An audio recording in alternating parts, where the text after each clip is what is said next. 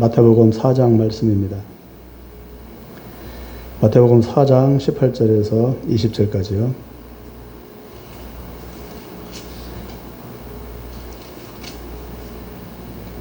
신약성경 5페이지입니다. 마태복음 4장 18절로 20절. 다 같이 읽겠습니다. 시작. 갈릴리 해변에 다니시다가 두 형제 곧 베드로라 하는 시몬과 그의 형제 안드레가 바다에 금을 던지는 것을 보시니 그들은 어부라. 말씀하시되 나를 따라오라. 내가 너희를 사람을 낚는 어부가 되게 하리라 하시니 그들이 곧 그물을 버려두고 예수를 따르니라. 거기죠? 예. 다음에 두 번째 사도행전입니다. 뒤로 가셔서 사도행전 9장 1절로 9절입니다.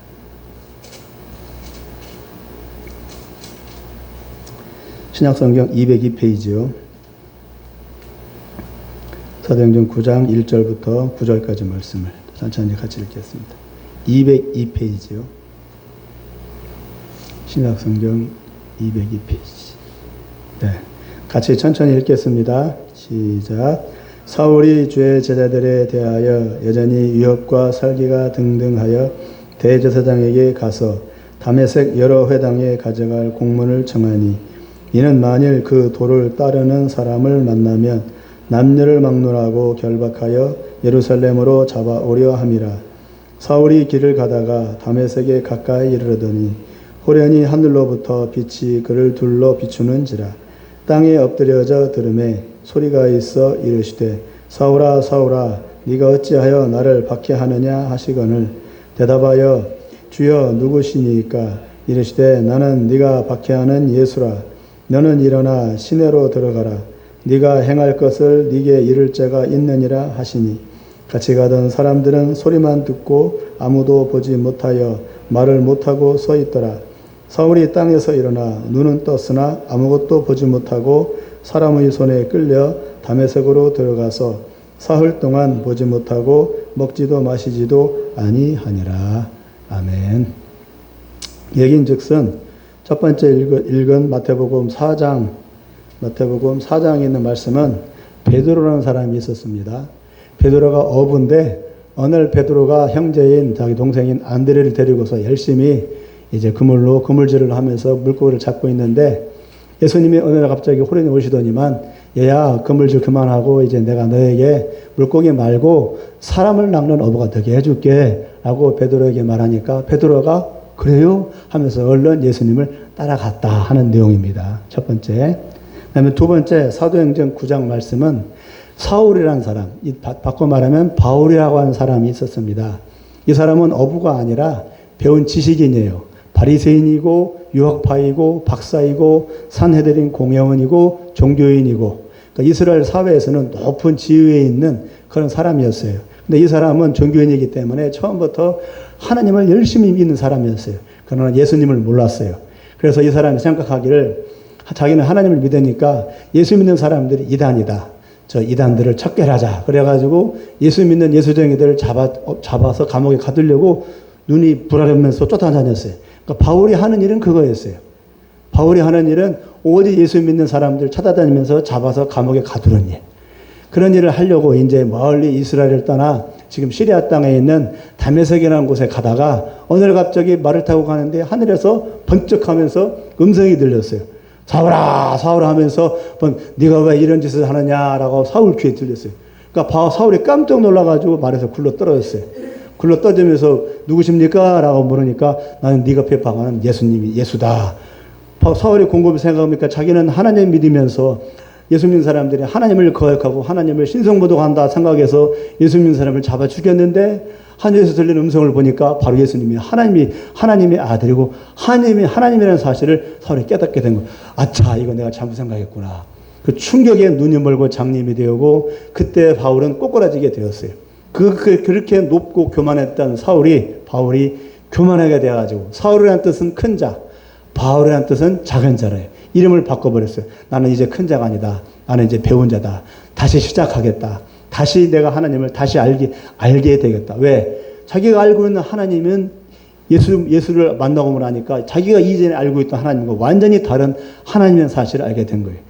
그러면 내가 하나님에 대해서 다시 배울래 라고 하는 겸손한 마음으로 이름을 바꾸고 바울이라는 이름을 바꾸고 다시 시작하는 마음으로 바울이 되어서 그때부터 순식간에 돌변해가지고 예수 믿는 사람들을 잡아 들이던 자가 이젠 자기 입으로 예수를 전하는 자가 되었어요. 본인도 충격이고 바울의 친구들이 있을 거 아니에요. 같은 바리새인, 같은 사내린 공회원, 같은 종교인들, 같은 동족, 다 일가 친척, 집안 자체가 종교인이니까 집안 사람들이 충격을 받은 거예요. 바울 왜 저렇게 변했지? 원수인 예수장에 돼가지고 예수를 전하고 있네. 친구들도 충격, 가족들도 충격, 본인도 충격. 바울은 한마디로 극적인 변화를 한 사람이에요. 베드로도 마찬가지고. 두 극적인 변화를 한 베드로와 바울을 오늘은 잠시 살펴보면서 제자가 무엇인가? 예수님을 따르는 제자도가 무엇인가? 그리고 예수님을 따르려면은 어떤 마음각오로, 마음가짐으로 예수님들을 따라야 될 것인가에 대해서 잠시 생각해 보려고 이 두 사람을 주제로 해서 오늘 말씀을 나누려고 합니다. 두 제자가 베드로와 바울이 바로 예수님의 제자들 중에 가장 대표적인 사람이고 우리 기독교 2000년 역사에서 가장 큰 영향력을 미친 사람들이기 때문에 베드로와 바울을 곰곰이 생각해 보면서 우리 믿음에 대해서, 우리 신앙에 대해서, 앞으로의 우리의 신앙생활에 대해서 곰곰이 나름대로 한번 생각해 보시길 바랍니다. 제가 가르쳐 주지 않습니다. 제가 가르쳐 줄 수가 없고 본인들에서 고민하면서 성령님의 인도하심을 받는 그런 시간이 될 수 있기를 바랍니다. 잠깐 기도하겠습니다. 세상을 만드시고 다시 구원하시는 하나님 아버지, 우리의 죄와 불신앙은 산처럼 크고 바다처럼 깊은데도 하나님은 우리를 불쌍히 여기사 구원하여 하나님의 영광의 빛을 나타내라고 우리에게 요구하십니다. 그러므로 우리는 우리 자신을 위해 살 수 없고 오직 하나님의 뜻에 순종하여 하나님을 위해 살아야 될 줄로 믿습니다. 이 시간 예수님의 뒤를 따른 두 사람을 봅니다. 제자들 중에 제자요 우리 예수 믿는 이들의 모범이 되는 두 사람을 살펴보며 우리 신앙을 점검하고 우리 신앙의 방향과 목표가 무엇인지를 궁리해 보고자 하오니 이 시간 성령님 역사하여 주시옵소서. 예수님의 이름으로 기도합니다. 아멘. 우리가 전도할 때 예수 믿고 구원받으세요 하면서 전도지를 나눠줍니다. 예수를 믿으라는 말은 예수님이 하신 모든 일의 의미를 알고 또 그것을 내가 마음으로 인정을 하고 또 그것이 나 자신을 위한 것임을 고백을 하라는 뜻입니다. 예수를 믿는다는 말은 예수 믿고 구원 뚝딱 끝 이것이 아니라 예수를 믿는다는 것은 예수님을 의지하고 예수님을 이렇게 기대고 신뢰하는 것도 포함합니다. 이렇게 기댄다는 말은 이렇게 기대기는 쉬워요. 그러나 낭떠러지 끝에서 예수님께 기댄다 그겁니다. 낭떠러지 끝에서 기대기는 어렵죠. 아니면 죽으니까, 떨어지니까. 그걸 각오하고 기다리고 그것이 믿음이라는 뜻입니다. 그러니까 생명을 걸고 믿는 겁니다. 기댄다는 말은. 기댄다는 것은 나 자신을 의탁하는 것이기 때문에 믿음에는 나의 손해와 피해와 죽음을 내걸고 올인하는 것입니다. 제가 이번에 말씀드렸죠. 예수를 믿는다 할 때 믿음이라는 말은 영어로 believe in이 있고 trust가 있다고 그랬죠. believe in은 그 안으로 들어가는 것. trust는 뭐라고요? 기대는 것. 그러니까 믿음에는 기댄다는 말도 들어가 있는 겁니다. 예전에 러시아 시베리아 갔을 때 러시아 경찰이 묻기를 예수 믿으면 부자가 될 수 있냐고 물은 적이 있었습니다. 저 사하에서 그런 적이 있었어요. 예수 믿는 것이 부자가 되기 위한 것이어서는 안 되지만 예수 믿으면 마귀의 저주가 끊어지고 그가 지은 거미줄이 몽땅 제거되는 것이기 때문에 가난과 질병과 실패가 떠나갑니다. 예수를 믿으면 떠나갑니다. 가난도 저주의 일종이죠. 질병도 저주의 일종이고 가정의 분란과 어려움도 저주의 일종이죠. 예수를 믿으면 저주가 끊어집니다. 왜? 예수님이 오신 목적은 마귀의 일, 저주하는 일을 멸하기 위해서 오셨기 때문에 떠나갑니다. 그러나 그것이 법칙이기는 하지만 상황에 따라서 일부러 저주가 다 끊어지지 않을 수도 있습니다. 사람에 따라서, 환경에 따라서. 그러니까 100% 다 예수 믿으면 복 받는다. 그렇게 말할 수는 없어요. 예수 믿으면 복받을 수 있지만 복받지 못할 수도 있습니다. 복받지 못해도 그래도 끝까지 예수를 믿어야 합니다. 그럴지라도 예수 믿는 것은 생명을 걸고 삶을 거는 것이어야 합니다.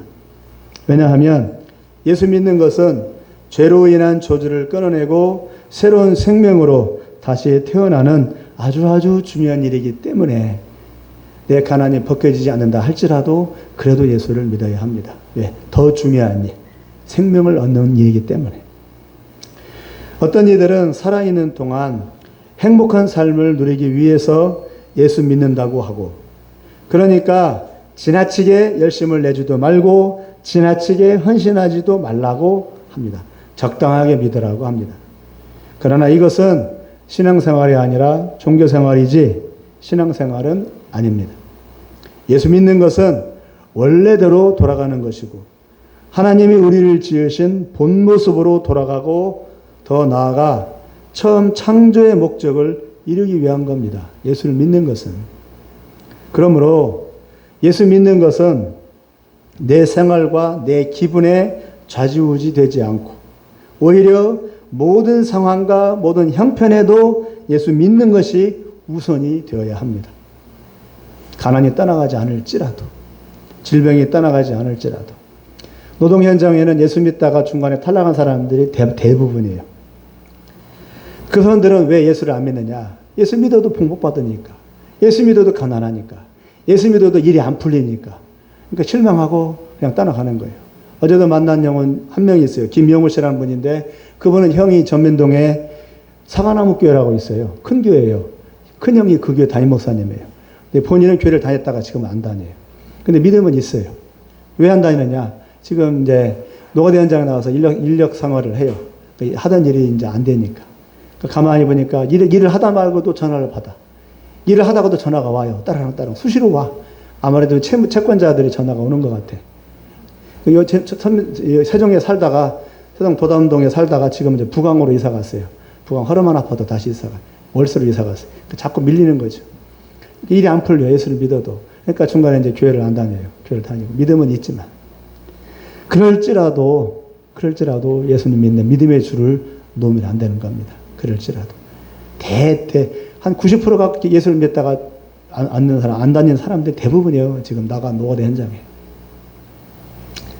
또 어제 만난 새로운 사람 한 사람을 만났는데 어제는 이제 무슨 일을 했냐면 방수일을 했어요. 이제 벽면에 방수를 하고 이제 흙을 다시 메우는 그러기 전에 이제 방수를 하는데 방수 전문 이제 기능공이 왔더라고요. 나이가 한 70 가까이 되는데 방수일을 하다가 이제 방수를 뭘로 하냐면은 아스콘 있죠. 아스팔트 까는 아스콘. 그걸로 이제 다 발라요. 제일 잘 붙어 그게 제일 좋고 그걸로 이제 방수를 하면서 같이 일하다가 퍼뜩 생각이 나길래 제가 그냥 그런 얘기를 했어요. 아니 반장님 이 5,000년 전에도 이 아스콘으로 방수를 했어요. 5,000년이 지나서 아스콘을 이걸로 방수를 하고 있네요. 놀랍잖아요. 그러니까 그 양반이 그 말을 그래 하더라고. 아 노아의 방주요. 본인 입으로 그 얘기를 해. 노아의 방주 때 방주를 뭘로 했어요? 역청으로 했잖아요. 역청이 그 아스콘이거든요. 본인이 물어보니까 교회 나가세요? 물어보니까 지금은 안 나가고 예전에 교회를 나가셨어요. 그런 얘기 하더라고요. 그렇게 교회를 나갔었는데 지금은 안 나가는 사람들. 그런 식으로도 다시 일깨워 주는 거죠. 교회에 대해서, 예수님에 대해서. 노아의 방주. 본인 입으로 노아의 방주라고 얘기를 하더라고요. 놀라운 일입니다. 그런 식으로 이렇게 전도를 하는 거죠. 그런 분들이 많습니다. 그러니까 어려우니까, 힘드니까, 바쁘니까 교회를 안 나가는 거죠. 감리교의 창시자 요한 웨슬레는 원래 영국 성공의 목사였습니다. 어느 날 배를 타고 가다가 풍랑을 만나 배가 뒤집힐 지경이었을 때 두려움과 공포가 몰려왔는데 한쪽 편에서 어떤 무리가 그 와중에도 찬송을 하면서 기도하는 모습을 보았습니다. 그들은 곧 배가 뒤집혀질 위기 상황인데도 불구하고 흔들리지 않고 하나님께 예배하며 기도를 하고 있었어요. 그러니까 목사인 웨슬레가 부끄러울 지경이죠. 그 모습을 보고 목사인 웨슬레는 부끄럽고 또 그들이 누구길래 저렇게 담대할까 하는 의문이 들었습니다. 그들은 모라비안 교도들이었으며 오직 기도와 말씀과 복음 전파에 자신들의 생명과 생활을 다 내걸고 사는 믿음의 사람들이었습니다.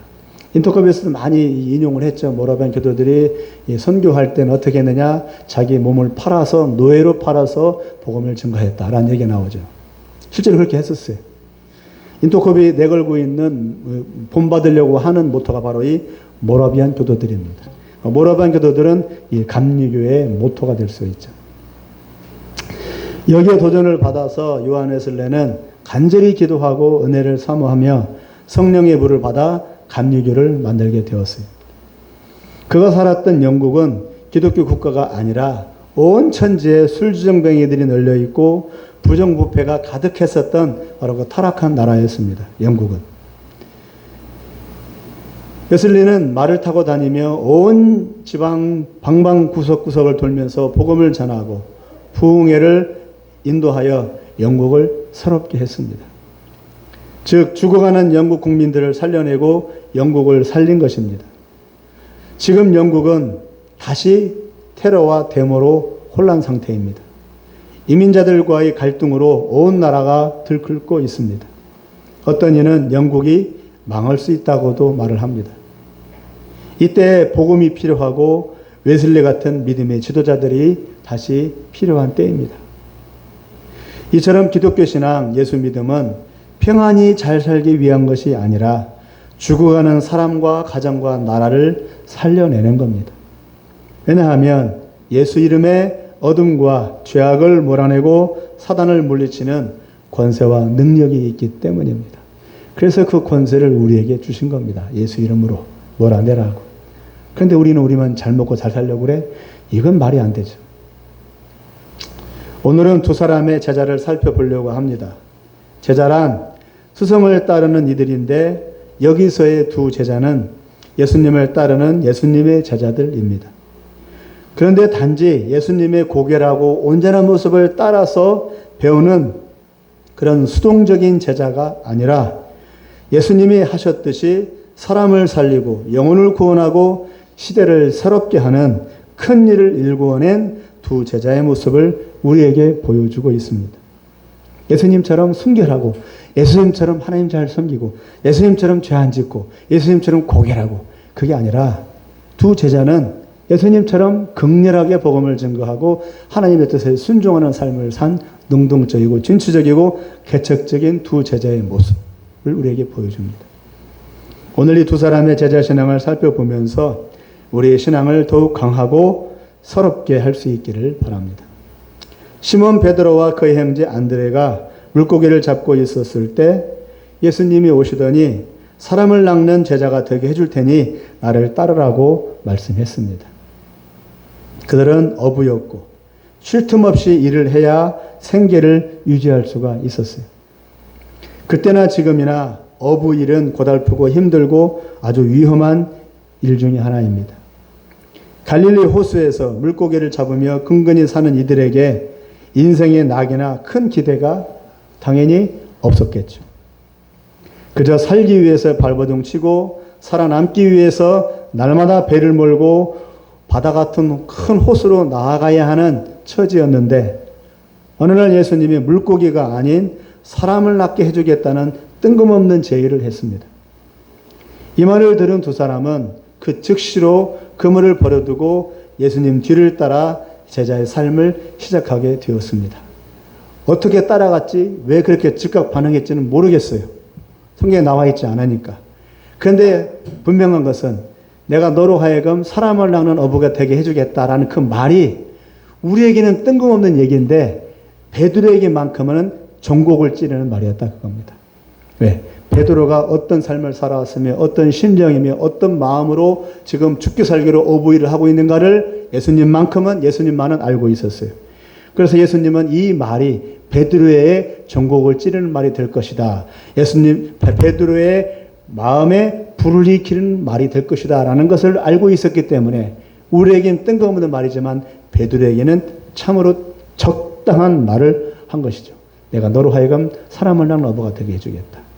그래서 베드로는 즉각 반응을 하게 되었다라고 이해가 됩니다.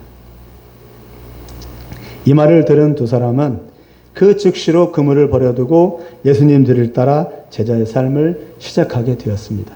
과정도 필요 없어요. 즉시로 반응해서. 제자의 삶이란 말 그대로 예수님처럼 똑같이 사는 것이고 예수님이 추구하는 것을 똑같이 추구하는 것입니다. 예수님의 삶은 어떤 삶입니까? 보장되고 다 준비된 삶이 아니죠. 얻어먹고 한 대짬 자고 비난받고 정처 없이 떠도는 그런 구차한 삶이죠. 그런 제자의 삶을 살면서 베드로는 기적도 보고 많은 무리들이 좋아라 하면서 박수 쳐주는 것도 받으며 그렇게 살았지만 그러나 결정적인 순간이 왔습니다. 예수님이 십자가에 달려 죽으러 갈 때 그는 3년간 동고동락했던 자기 스승 예수님을 부인하고 도망쳐 버렸어요. 3년간의 제자의 삶이 잘 쌓아 올렸던 3년간의 그 제자의 삶이 한순간에 물거품이 되는 순간이었어요.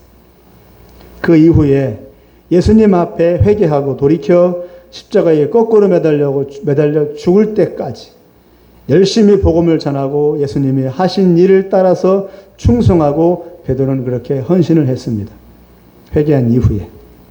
베드로는 회개 후 오순절에 성령의 물을 받고 나서 예수님처럼 많은 무리들 앞에 복음을 전하고 병든 자를 고치고 그들을 위로해 주었습니다. 왜냐하면 회개하고 나서 예수님이 그에게 내 양을 먹이라, 내 양을 치라고 하셨기 때문에 그 말씀에 따라서 베드로는 이전에는 자기의 잘난 맛, 자기 열정, 자기 열심에 매여서 살았지만 그러나 그 이후에 내 양을 먹이라, 내 양을 치라는 말씀 이후에는 이제는 자기 잘난 맛에 살지 못하고 자기 좋아라 살지 못하고 자기가 아닌 남을 섬기는 삶을 살게 되었어요. 정반대의 삶이었어요. 베드로의 삶은. 그래서 베드로는 이스라엘 내의 유대인들을 찾아다니며 복음을 전하고 그들의 병을 고쳐주었고 그래서 수천 명이 회개하고 예수 믿는 일이 되어 예루살렘 교회를 이루게 되었어요.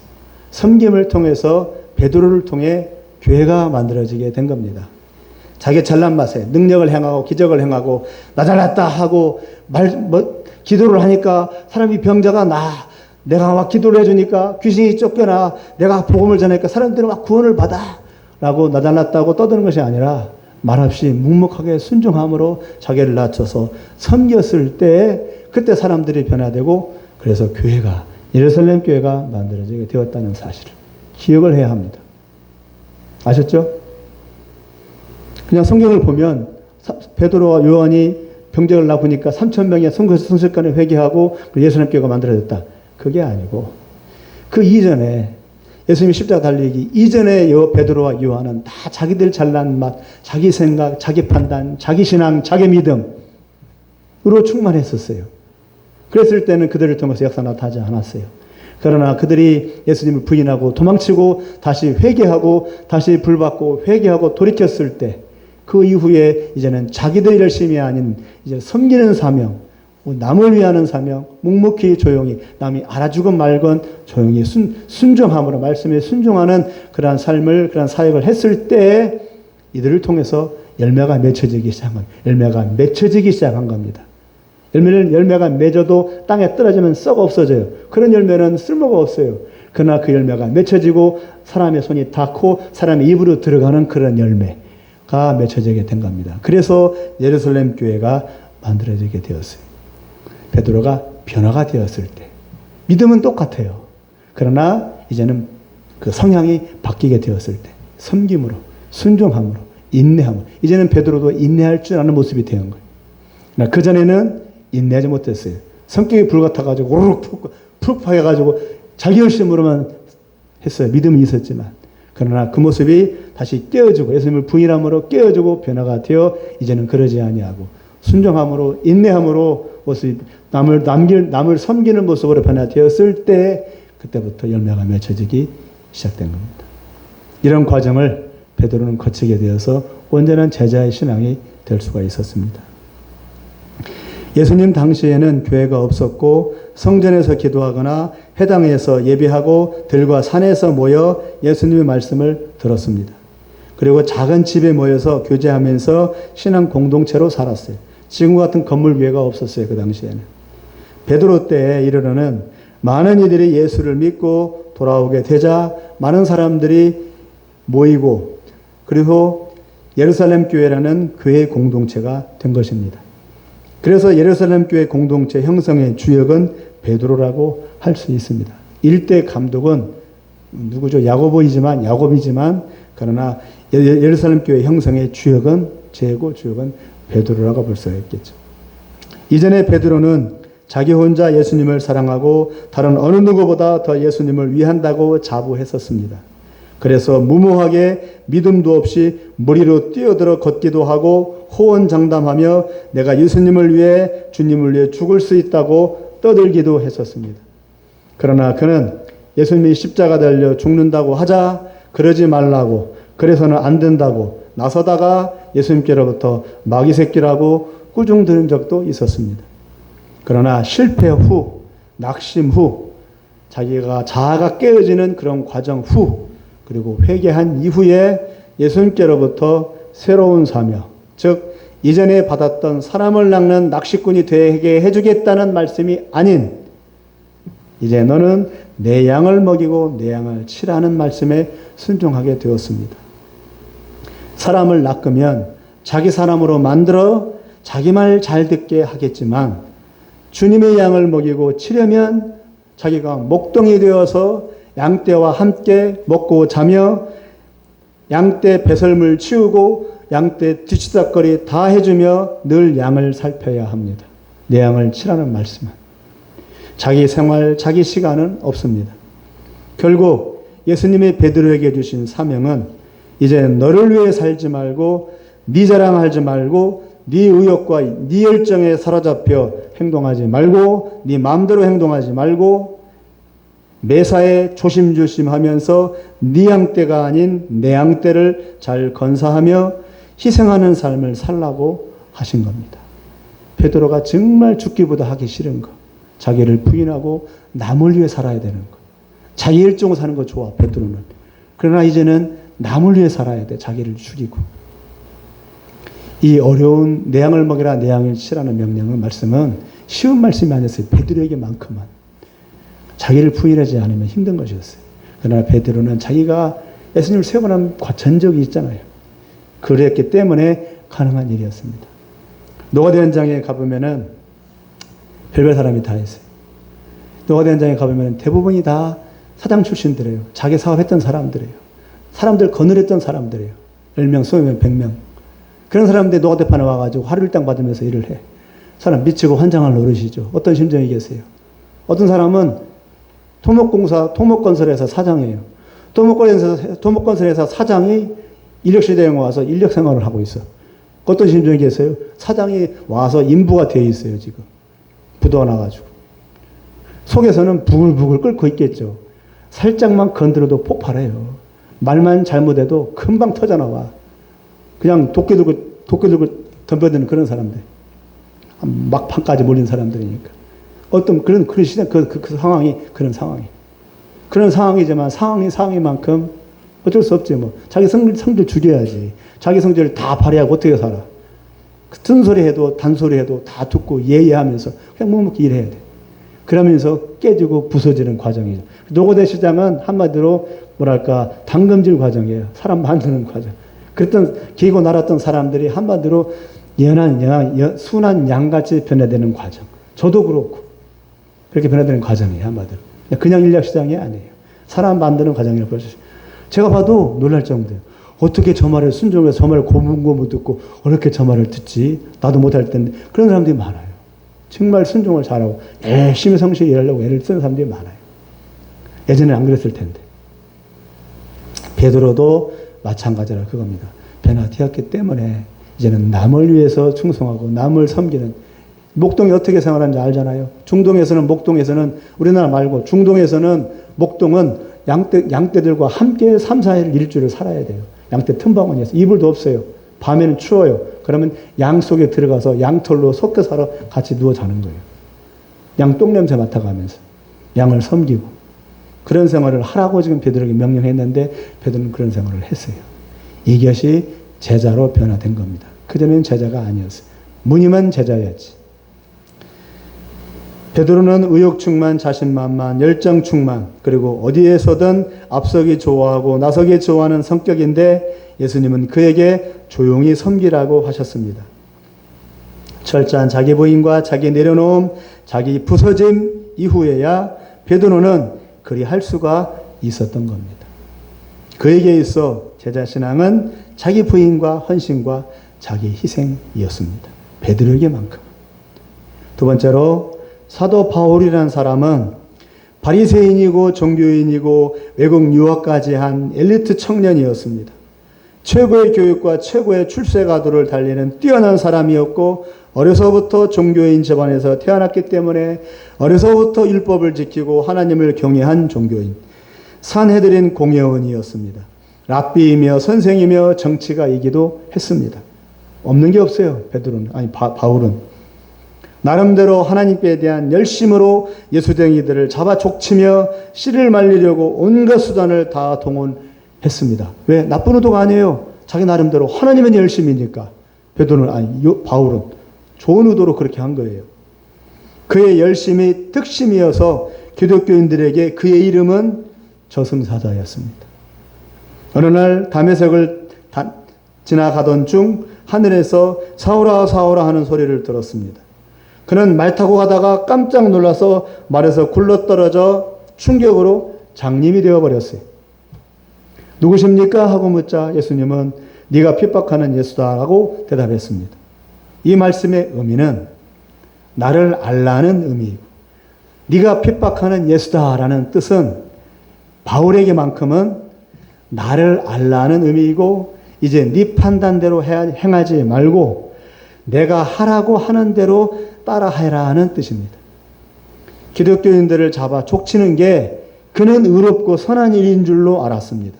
그러나 그것은 곧 하나님을 대적하는 원수 같은 짓이었습니다. 이제 바울은 말에서 굴러떨어져 장님이 되었다가 잠시 후에 눈을 뜨고 나서 돌변하여 반대로 예수가 구원자다, 예수가 하나님의 아들 메시아이다 라고 외치며 돌아다니기 시작했습니다. 사람들은 그가 미쳤다고 했습니다. 어제까지만 해도 예수쟁이들 잡아들이겠다고 돌아다니더니만 이제는 그들이 믿는 예수를 전하고 있으니 사람들 눈에는 사울이 미친 사람이었습니다. 더욱이 같이 유대인, 바리새인들, 종교인들은 그가 배신했다고 괘씸하게 여기며 그를 잡아 죽여야 한다고 테러 분자들을 뒤쫓아가게 했습니다. 실제로 40명 암살단들을 바울 뒤에 보내서 바울을 잡아 죽이려고 했습니다. 그러거나 말거나 바울은 오직 예수님이 구원자이시며 이제 곧 하나님의 나라가 임할 것이라고 외치기 시작했습니다. 바리새인들에게 그는 역적이고 잡아 죽여야 하는 바퀴벌레 같은 자였습니다. 누구도 그의 편이 되지 않았습니다. 어저께만 해도 자기들을 잡아 천악했다고 길길이 날뛰던 이가 지금은 예수를 전하고 있으니 누가 이 사실을 믿겠습니까? 예수쟁이들도 안 믿었어요. 바울은 이제 예수쟁이들한테도 자기 동족들한테도 따돌림이 되었어요. 혼자가 되었습니다. 이스라엘의 엘리트, 유대인이었다가 이제는 바퀴벌레의 취급을 받는 미운 오리새끼가 된 것입니다. 믿는 자들로부터도, 예수 믿는 이들부터도 신뢰가 안 가고 바리새인들로부터도 배신자라는 낙인이 찍혔습니다. 화제를 바꿔서 다시 이집트의 왕자였다가 하루아침에 쫓겨나 도망자가 되고 동족 유대인들로부터 외면을 당했을 때 모세를 받아준 이는 이방인이었던 미디안의 제사장 이드로 가족뿐이었습니다. 동족도 이집트도 그 모세를 버렸으나 그 모세 옆에는 미디안 족속, 이방 족속이 있었습니다. 마찬가지로 동족으로부터, 바리새인 동료들로부터, 그리고 자기 동족 유대인으로부터도 내침을 당하는 바울이 갈 곳은 어디였겠습니까? 이방이었습니다. 하나님은 바울을 자기 고향, 자기 동족에 머물지 못하게 하셨고 기성교회에도 머물지 못하게 하시고 전혀 하나님을 모르고 이스라엘과 상관이 없는 딴 세상으로 그를 떠나보내야 했습니다. 이미 세워진 12 제자들마다도 그의 앞길에 도움이 되지 않았습니다. 경계의 대상이 되었습니다. 그래서 바울을 13번째 제자라고 합니다. 바울은 혼자 가야 했고 혼자 개척해야 했습니다. 그래도 베드로는 12 제자들과 함께 갔어요. 함께 사역했고, 그러나 바울은 12 제자에 포함되지 않았어요. 하나님이 바울을 부르신 이유는 유대 율법을 가지고 이러니 저러니 그만 따지고, 그리고 율법으로 사람 판단하는 것 그만하고 영혼을 살리는 일을 해라. 네 죄 있으니 회개해. 한다고 회개하고 돌이킬 사람 없다. 오직 예수 그리스도만이 사람들의 마음이 녹아지고 새롭게 될 수 있다. 네가 백날 율법 가지고 정죄해봐. 그 사람들 회개해라. 회개 안 해. 회개하고 돌이킬 수 있는 것은 오직 예수 이름밖에 없어. 이제 네가 그렇게 싫어하는 예수를 네가 만났고, 그분이 바로 하나님의 아들, 즉 이 땅에 육신으로 오신 하나님이라는 사실을 네가 알았으니까 이제 네가 갈 곳은 이 땅, 유대 땅이 아니라 저 이방 땅이다. 베드로는 교회의 기초를 세웠으니 너 바울은 그 교회를, 베드로가 기초로 삼은 그 교회를 기반으로 하여 온 세상에 복음을 퍼뜨려라.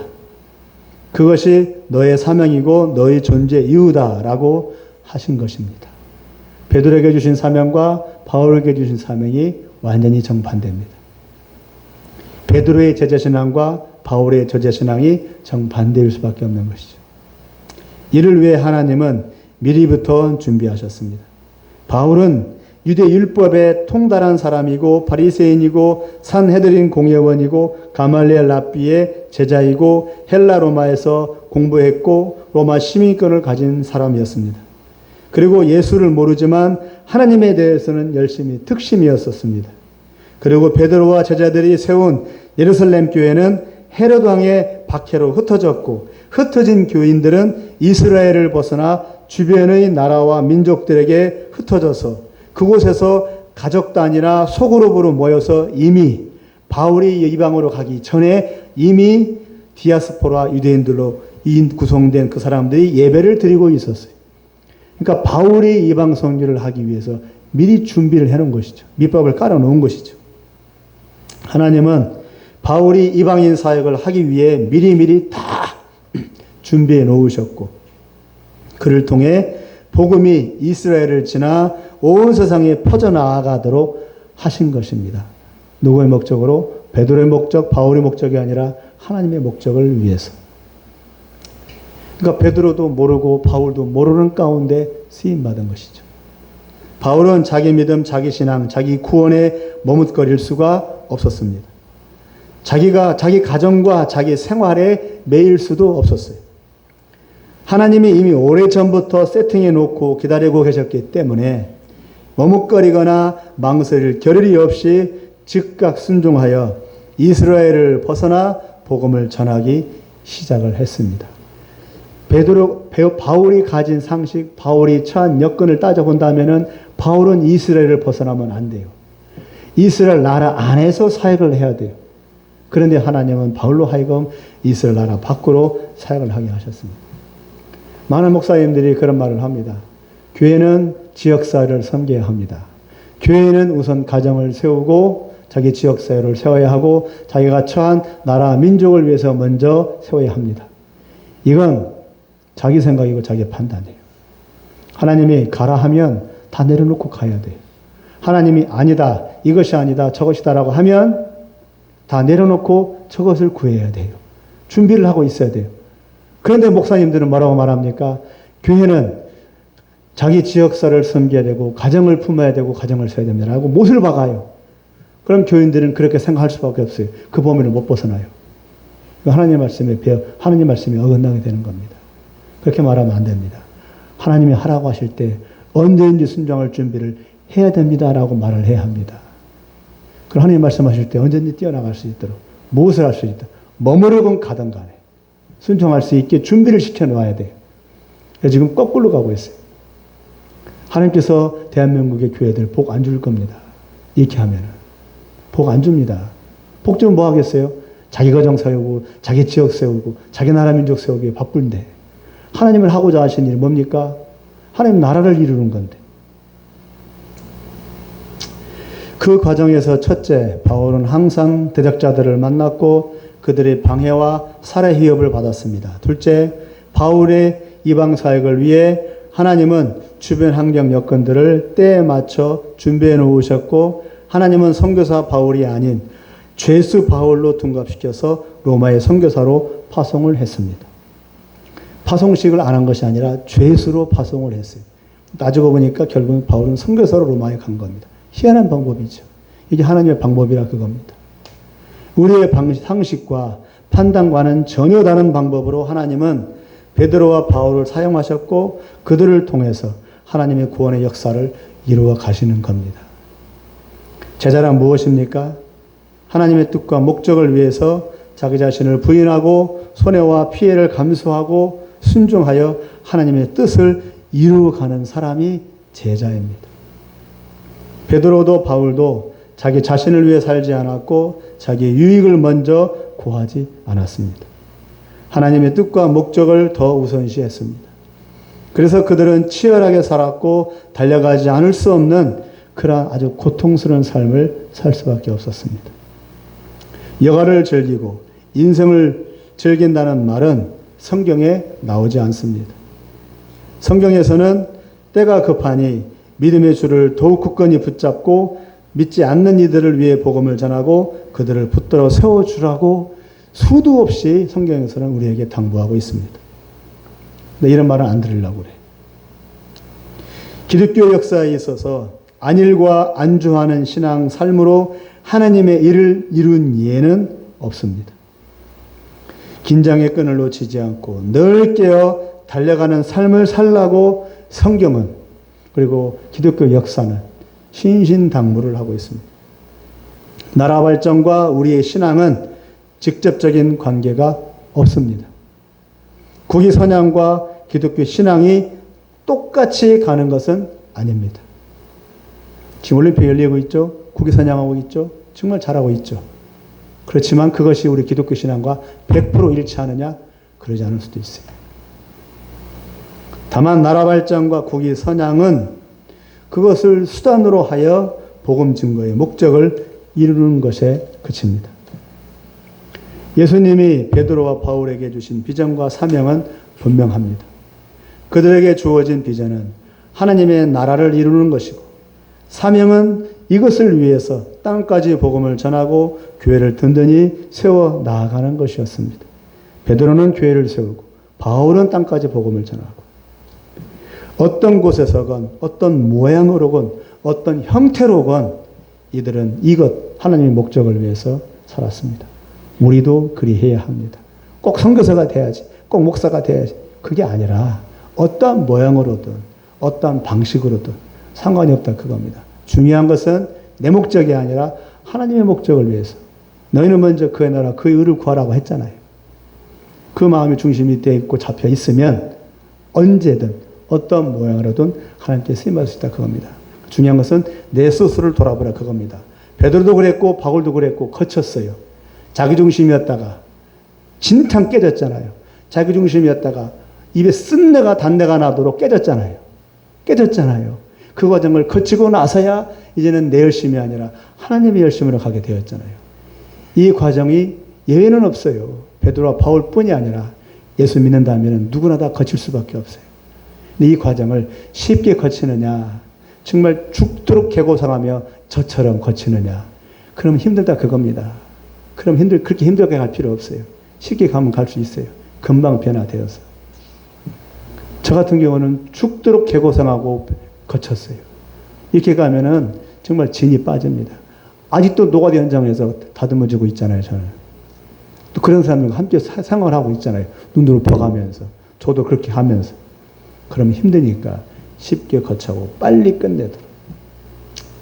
반드시 거쳐야 되니까. 말씀을 맺겠습니다. 선진국이 되고 발전하고 생활이 나아지면서 삶을 즐기고 쉼을 누리고 여가 생활을 즐기고 싶은 그런 마음들이 누구에게나 있죠. 인지상정이니까. 인생은 즐거워하면서 행복을 추구합니다. 누구나 그러고 싶죠. 세상 사람들은 그것만을 소망하지만 그러나 우리 믿는 이들은 그것도 추구해야 하지만 그것과 함께 궁극적으로 주님의 재림과 영원한 하나님의 나라를 늘 기대하고 있어야 합니다. 이것이 우선이 되어야 합니다. 이것이 차선이 되면 그 다음부터는 이제 탈선이 시작되는 겁니다. 그렇게 되면 문제가 꼬이고 내 인생이 꼬이게 되고 저 노가다 현장에 와 있는 사람들처럼 될 수 있다 그겁니다. 이를 위해 깨어 있어야 하고 또 이를 위해 날마다 기도하고 말씀 붙들고 그리고 복음 전하고 은혜를 받아야 합니다. 죽어라고 은혜를 받아야 합니다. 은혜 못 받으면 깨어날 수가 없어요. 내 힘으로 안 돼요. 은혜 받아야 합니다. 그러니까 시간 투자 그리고 물질 투자해서 은혜 받으러 찾아다니십시오. 어디든지 은혜가 있는 곳이라고 한다면 엉뚱한 데는 가지 말죠. 우리는 세상 사람들이 사는 방식대로 살 수가 없는 그런 운명이 되어버렸어요. 우리의 삶의 방식은 예수님의 뒤를 따라간 제자들의 모습이고 최종 목적지는 예수님 앞에 서는 겁니다. 예수님 앞에 서기 위해서 100m 달리기 선수가 숨도 안 쉬고 눈도 깜빡거리지 않고 100m를 달려요. 10초 동안. 어디 바라봐요? 꼬림점 바라봐요. 우리는 어디 바라봐요? 예수님 앞. 예수님 앞. 거기가 꼬림점이에요. 우리 앞. 그때까지는 우리 눈도 깜빡거리지 마십시오. 숨도 쉬지 마십시오. 그러므로 저희들이 살다간 모습처럼 붙잡아야 할 것은 붙잡고 내려놓아야 할 것은 내려놓는 결단과 인내의 모습이 준비되어 있어야 할 것입니다. 힘들지만 이제 곧 주님이 오십니다. 전쟁의 소문이 지금 넘쳐나고 있죠. 전쟁의 소문이. 지진과 이성기후 넘쳐나고 있죠. 북극의 빙하, 남극의 빙하 다 녹아내린대요. 지금. 무지막지하게 녹아내린대요. 자연재해가 가득하며 일본에 지진 나왔잖아요. 지금. 이 더위에 수많은 수천 명이 죽었대요. 이번 여름에. 사람들의 마음이 미움과 증오로 가득하죠. 서로 전쟁하겠다고 난리죠. 이때 죄악의 번성보다 주님의 재림이 속히 이루어져 해됨도 없고 상함도 없는 영원한 하나님의 나라가 속히 이루어져야 할 것입니다. 세상은 살만한 곳이 못 됩니다. 천국이 오래 갈 곳입니다. 그럼 이 땅에 살아있는 동안에 그렇다고 해서 세상을 등지면 안 되고 이 세상 가운데 우리의 할 일을 열심을 다해서 성실하게 감당을 해야 합니다. 이 사명을 놓치지 마시기 바랍니다. 그 나라를 바라보며 매일매일 승리해 나아가시기를 간절히 기원합니다. 기도하겠습니다. 하나님 아버지, 오늘은 베드로와 바울의 걸어온 인생에 대해서 그들의 제자의 신앙에 대해서 그들이 어떤 과정을 거쳤는가에 대해서 잠시 살펴보았습니다. 주님께서는 결코 택한 자를 가만두지 않습니다. 반드시 찢고 볶아서라도 사람을 만들어내십니다. 그 과정이 힘들고 어렵지만 그 과정을 거친 이후의 모습은 말로 닿을 수 없는 영광의 모습이고 그 모습을 통해서 하나님은 진정 기뻐하시고 또 이를 수행해 나가신 줄로 믿습니다. 우리가 그러한 믿음의 단계로 속히 나아가기를 소망합니다. 그래서 주님을 위해서 죽도록 순종하며 충성하며 하나님 영광을 위해서 기꺼운 마음으로 즐거운 마음으로 행복한 마음으로 이 땅에 구별된 삶을 살아가는